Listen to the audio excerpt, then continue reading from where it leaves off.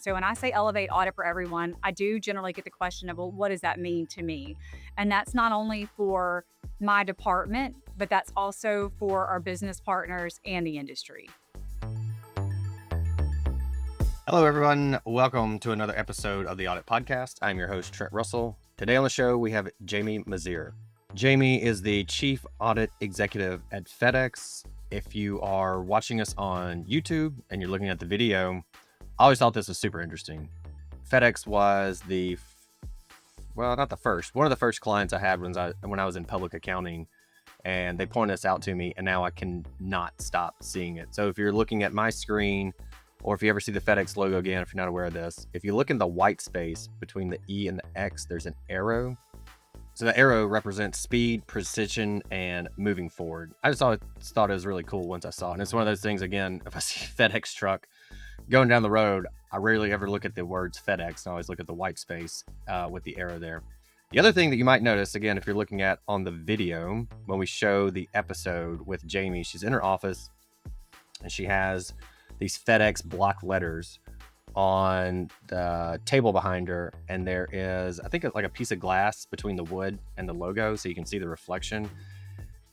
And it looks like there's another arrow, although I couldn't find any evidence of this. So I don't think it was done on purpose, but I thought it was pretty interesting. There's another arrow in there. So if you're looking at my screen, people are like, what the hell are we listening to? What does it have to do with audit at all? But again, if you're looking at my screen and you're looking at the cursor, there's half an arrow at the bottom of the letter D. And so when it reflects off of the bottom of the glass, it actually looks like another arrow. Some of the things that we hit on with Jamie: what does her analytics and AI program look like? If she could grab every auditor or CAE by the shoulders and shake them and say, will you just do this one thing? What would that be? Jamie set a goal early on in her career to be a CAE, and then she executed on that plan. So it wasn't just, hey, I'm going to be a CAE one day, and then wait for someone or multiple people to leave or retire or whatever the case is. She put out objectives for herself and then met those. And that's how she got to be the CAE at one of the largest organizations in the world. And so we talk about what was the plan? What was her plan? How did she get there, basically? And Jamie's now been the CAE at FedEx for almost a year. So December 2024, according to her LinkedIn. And so almost a year now. So Jamie, you've been working towards this goal most of, if not your entire career. What do you want to do now that you're there? What have you done since you've been there in the past year? And then Jamie mentioned off camera when we were prepping for the show that she had just gone through her first performance evaluation as a CAE. So we asked her, hey, if you were evaluating other CAEs, what metrics would you use to compare them against? With that said, here we go. All right, so what's in either your internet browsing history or ChatGPT history, Copilot history, whatever your preferred LLM that you use, both something on the personal side so we can get to know you a little bit, and then also on the professional side? Yeah, what a great question, Trent. So let me ask you, would you want me to start with the personal side first or It is professional? totally up to you. This is your show. I just asked the questions. Okay, great. Well, hey, I know that you've heard a lot about travel, and normally I would have started out with travel, but since you've heard a lot about that, I'm a scuba diver, but I won't start there. I would say a little bit on the professional side first. When I applied for this job, I knew that it was really important for me to come up with a vision and strategy for the organization. And so after I got into the role and I settled down a little bit, I did use our internal tool. So I should say that anything that's FedEx related, anything that's company related, I do use our own internal tool. But I decided to ask that internal Gen AI tool what it really thought about my vision and strategy. And I will say I was really happy with the outcomes. It thought that it was, business savvy and also focused on driving change as well as business partnership. Nice. On the personal side, a little bit different, so you might think this is a little bit strange and perhaps unique at the same time, but my husband and I purchased a different house about 2.5 years ago. We decided that we would renovate the oldest house on the street that was near where my daughter would go to school and also be closer to where my stepsons live. With that being said, we have a lot of trees on the property, and with trees, you have leaves. And of course, we could buy a tractor to help facilitate, the leave pickup, but I thought, why not have a mini goat farm? So I researched how to develop an LLC and also a farm for miniature goats. And so that is active. You have the goat farm going. So we have an Okay. LLC. We don't have the goats there yet, Okay. but we do have the business and I also have a logo. It's interesting how much you really can get on logos from kind of a marketing, pre-marketing perspective online. Yeah. We live on it's not super huge, but we have these three oak trees that are, our house is a little over 100 years old. So the oak trees have to be at Oh least yeah, that. And right. depending on where you live in the country, where I live, the leaves fall from October through December. And I mean, every weekend it's leaf blow, which I enjoy. So I don't really complain, but, Right. because if I don't, it just kills Eventually pick 'em up. everything. And so goats Right. might be I might be your first customer. I don't know if you can get those goats on a 4 hour drive down here to where I live, but Right. I think we probably could make a deal. We perfect. could figure something out. All right. All right. So you mentioned using the AI tool for your vision and your strategy. How does that play relative to your analytics and AI program? What does that look like? Yeah, I'll start by saying that I'm extremely proud of my team on both fronts. So we've actually been in the analytics space for quite some time here at FedEx. With that being said, we started out really around data analytics usage within the projects themselves, and we assign what we call data analytics champions to every director within the organization, and that's worked out really well. Just to have someone embedded into the team who knows the business, who could help the team kind of identify pre-work for projects, and then we also I don't know if you and I talked about this before, but we also have what we call an internal audit and data analytics team, and that's more of our data scientist team. So more of the modeling, future state, strategic activities for the organization. That's really kind of what comes out of that organization. And then they also determine, how do we audit AI with AI? So just kind of a lot of forward thinking from that organization, but it's great to have both sides. The team that works very, very closely with our teams on the day-to-day business activities, and then also kind of the broader based data scientist team as well, just to make sure that we're doing the day-to-day activities, the project execution, but also forward thinking. I think the distributed model is way more realistic now with AI than it has been historically. There's always been, I mean, some of the most common requests we get are like, hey, can you come teach our team how to do analytics? And I go, yep, that's great and wonderful. And for Right, years, you would get like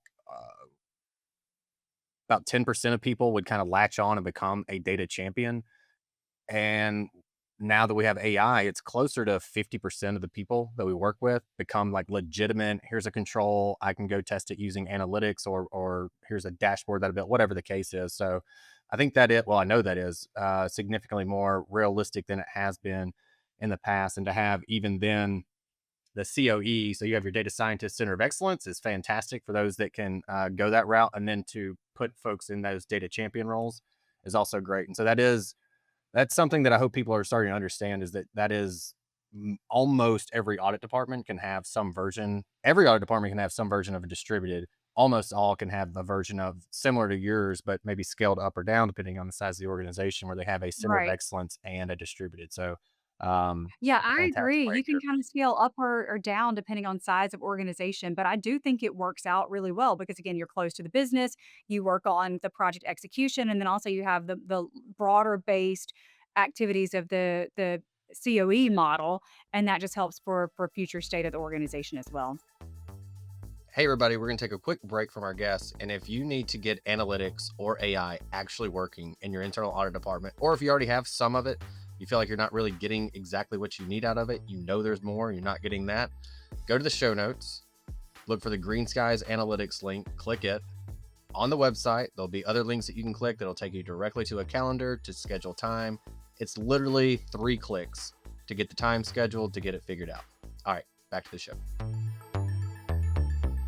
If you could grab every auditor in the world by the shoulders and just shake them and say, "We just do this one thing," what would that be? I guess I should start with a quick, very, very quick disclaimer that I'm not going to shake anyone, and no auditors are harmed in the recording of this show or this video. But certainly, we want to make sure that we're providing additional insight and foresight to those that are watching today. I think that all jokes aside, I think that I would start by just saying it's so important to understand the business, understand. not only the business literacy and in my case at FedEx, we use so many different acronyms. When I first started, it was really, really interesting to me to come into a professional organization that used so many different acronyms that I'm thinking, I don't know what I've gotten myself into. But the reality is, it's important to understand what that means, but not only just the literacy, understanding the strategy and really how can you insert yourself to drive value for the business and our business partners. That's really where you can really drive additional change for whatever company you're at. I think certainly, and again, it depends on the size of the organization, but CAE knowing org strategy is critical. But as far as understanding the business, start with, let's say, if we take like, let's say staff slash senior and then manager maybe slash director and then CAE approach for them, because they're likely not going to be in the conversations around the strategy at the high level, maybe at a business unit level or something to that effect. But what advice would you give like the staff senior, the manager slash director on understanding the business and the perspective they should look at that answer that you gave from? Yeah, no, that's a great follow-up. I think it's just really staying close to your business partners because regardless if they're giving you the highest level strategy, and in some cases maybe they can't, and that's okay. But certainly just to understand what's happening in that particular environment when you're going in to plan your audits, maybe it's something that you need to pivot a little bit to change your scope. Maybe it's something that really doesn't have the same value as it did when you were going through your risk assessment process. So that's really what I mean for those team members that are kind of consistently evaluating the space and that those are strategic decisions, but to your point, maybe they're not as embedded in the actual business strategy itself. A lot of what we do on the show is for current or aspiring CAEs. Like it's a typical tone from the top, leadership from the top, all that kind of good stuff, and it brings everybody up. And so, a large, I guess, maybe mission point of the show is to help current CAEs again or aspiring CAEs become better. And I know you set a goal early on in your career to be a CAE, and you put in a plan to get there. Whereas I feel like most people, their plan is probably like, let me just stick around and then hopefully some people retire off and then eventually I'll get promoted. What was the plan that you put together? Yeah, this will sound fairly basic, I guess, but certainly we'll share that. But the plan was really just to have a goal for myself. And ultimately, that goal was to be a chief audit executive, but also to relentlessly work that plan. And I knew that it was really critical for me to set goals along the way to help me get to where I wanted to be longer term. So really I drove to understanding the business really well. I knew that I needed to be an expert in the field. I really needed to gain credibility, not only to be a trusted advisor, but really a strategic advisor. And I know that we might have talked briefly about this, but the reality for me was I never wanted to leave internal audit, but I came to a very critical point in my career. I'd been within the internal audit organization for 10 years. And at that point, I knew that I either needed to leave internal audit or to, in my case, move back to Memphis. I was living and working abroad at that time. And I would have been assigned a domestic position that was linked to FedEx, which was great. I was happy that I had a job still within the audit organization, but I really wanted to move up and to move into a director role. And at that time, I had to make a decision to move out of internal audit. And I'm so glad that I did. I moved into engineering. And interestingly enough, there are a lot of synergies between internal audit and engineering from just a process and Mhm. efficiency standpoint. And it was also I think great for me to be able to say that I just not that there's anything wrong with being a lifelong auditor, but I also was able to move into the business and do something different as well. And I do think that helped me get to my chief audit executive role. I think that it's a good point. And going back to if you could, shake every auditor and you said understand the business. Well, if you want to understand the business, a really good way to do that is to leave audit for a I went while to the business. and go Right, into the business. Um, right. I know some of the best auditors that I've worked with are those that came from the business, even if it's a rotational situation. Just the amount that they know about what's going on a day to day basis is really, really valuable. Yes, and you also change your network too. So by that, I mean you really grow your network. You meet people that perhaps you'd have never had the opportunity to interact with, and they know you on a completely different level. If you're doing the work, they know you can do the work. They know that you understand it. And so when I came back to internal audit, I think it also allowed me to be a lot more empathetic with the business too, because it's hard. It's a hard job. I also had one other thing that I forgot to mention. If I had, the opportunity to shake all of the auditors, I think it would also be on the front of get used to Gen AI, get used to using it, be very, very familiar with it, and don't be afraid of it. Utilize it to our advantage. I know that, certainly things are moving very quickly, but it's important for us to leverage that technology and certainly not be afraid of Gen AI or now, the topic of the day, I think is agentic AI, but really lean into that. Yeah, and fear, I think is well, I know from talking to the experts, is the biggest reason that people haven't really adopted it yet, especially within internal audit, Right. where we have to be like the controls and risk leaders. And I don't want to put something in there I'm not supposed to, or do something I'm not supposed to. Go grab the AI Right. governance policies, procedures, make sure you understand those, and then go, all right, I cannot do this. Everything else is game. Like I'm just going to do everything else that I possibly can. Absolutely. No, completely agree. I want to come back to the goal setting piece. Was this a you're talking about you set goals every year or at some frequency to ultimately that's part of your plan to become the CAE. Did you sit with a mentor internally, externally, and come up with those goals? Did you develop those yourself? I mean, with AI now, you could certainly that is something that can is very helpful and be able to do Right. that. But what did that look like? What was the process for you to set goals to ultimately become the CAE? Yeah, when I was really an intern and shortly thereafter coming back to FedEx, we didn't have Gen AI, so I didn't put my questions in there to develop the plan.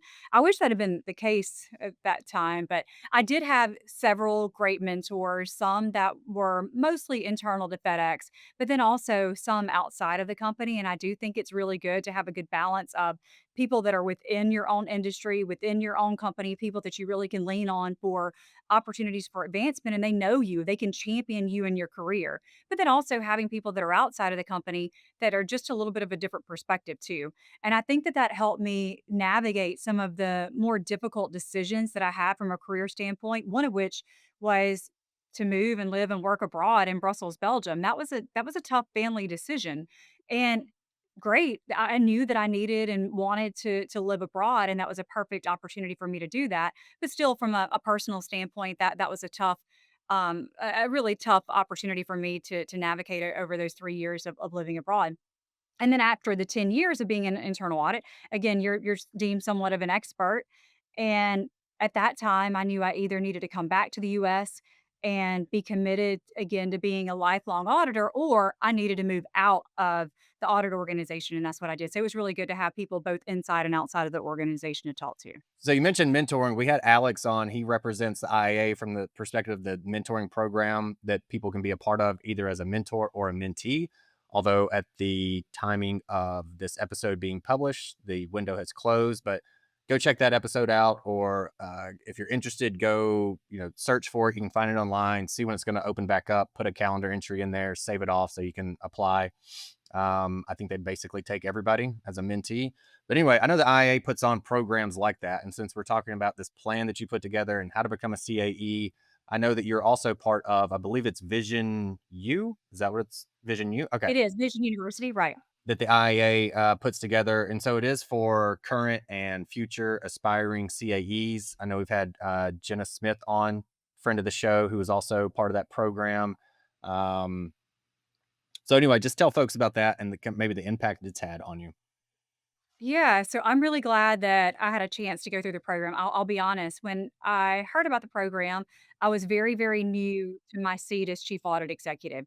And I had a friend who used to work at FedEx reach out, and she actually was also a facilitator of the program, Virginia Khalil. She actually is, again, a close friend now. But there are two different types of programs. One that I went through that actually starts at GAM.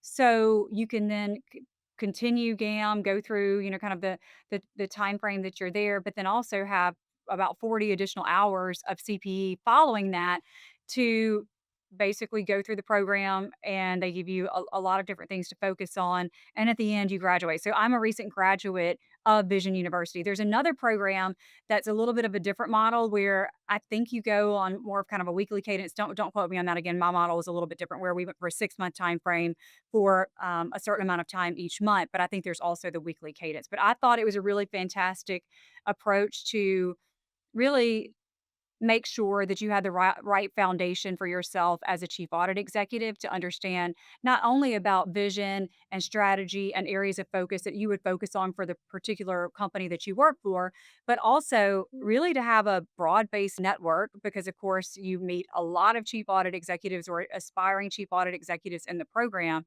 and have that just kind of self-built network from the get-go. And I think that that's really powerful to anyone who's aspiring or new CAE in that role. Okay.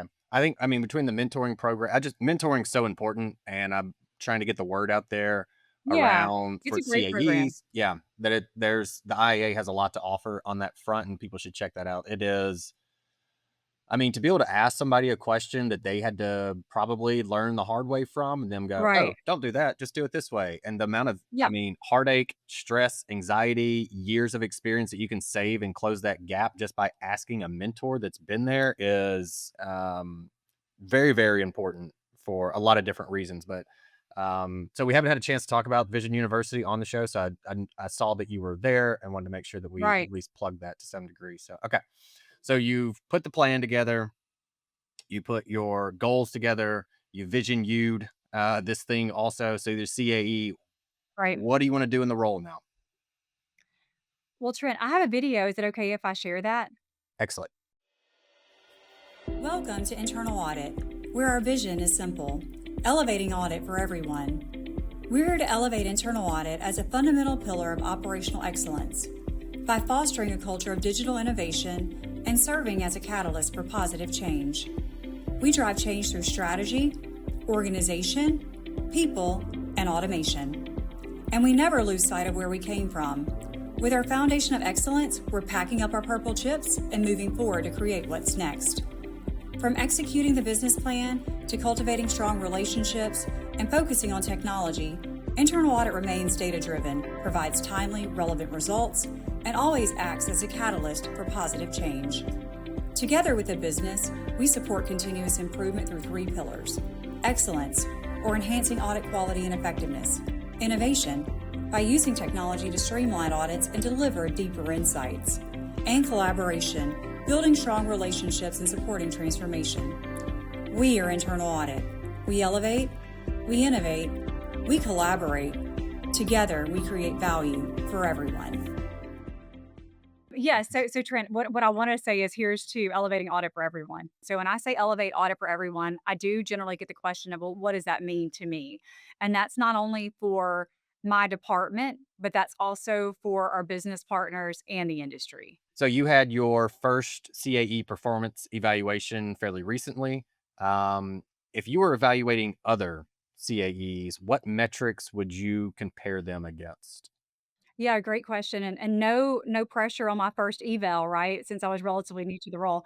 But I think it really would be for me at the highest level audit quality and efficiency. So not so much about the number of projects necessarily, but making sure that the plan was really focused on risk and going in to audit the right project at the right time.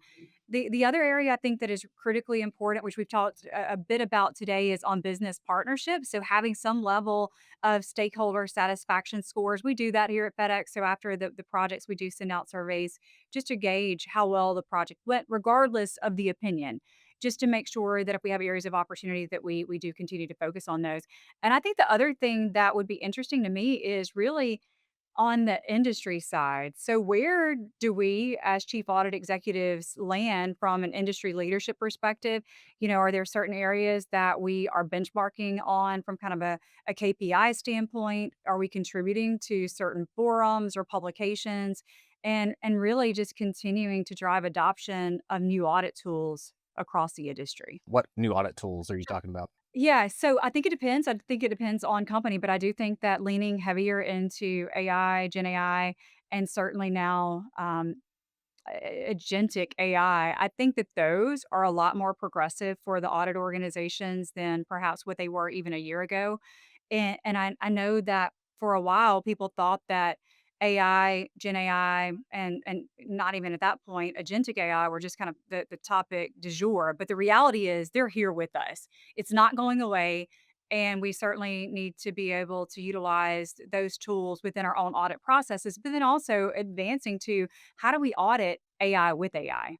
Large part of the show mission is to empower CAEs, make CAEs better, aspiring CAEs, lessons learned from folks like that. And I think you've absolutely crushed that. We've heard understand the business from a few different folks before, and I think that is so important. I've told this story multiple times. We had a guest on early on. She's a consultant for herself, and she does internal audit consulting. And so I asked her, and she was not prepared for this question. We used to do this show a lot differently. It was basically like we're just going to turn on the microphone and start talking to each other. And I asked her, I said, what's more important, knowing the business or knowing audit? And she didn't blink. She said, know the business. And I was a little surprised because I thought, she's like, all right, well, I'm a consultant in audit. I got to be like, yeah, audit is very important, but also understand the business. Anyway, she didn't. So that is, again, another message we've been trying to push for years is understand the business. So anyway, with all that said, I'm going to stop talking, Jamie. I'm going to throw the microphone to you. What do you want to leave the audience with? Well, Trent, I'll say that you are leaving the group with something that I was gonna say. So from my perspective, great auditors don't just check boxes.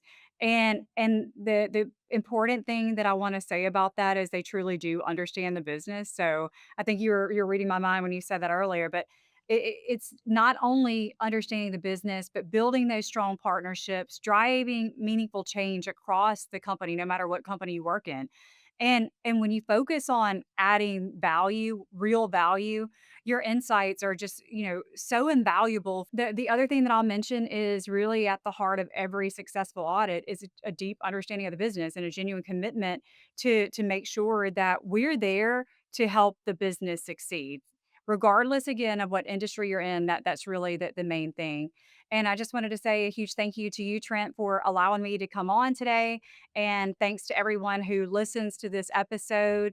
And here's to everyone for allowing us to continue helping elevate internal audit for everyone. And the last thing that I'll say, Trent, is just remember if I can be a chief audit executive, if I could have set these goals and gotten here, really anyone can do it. Thank you.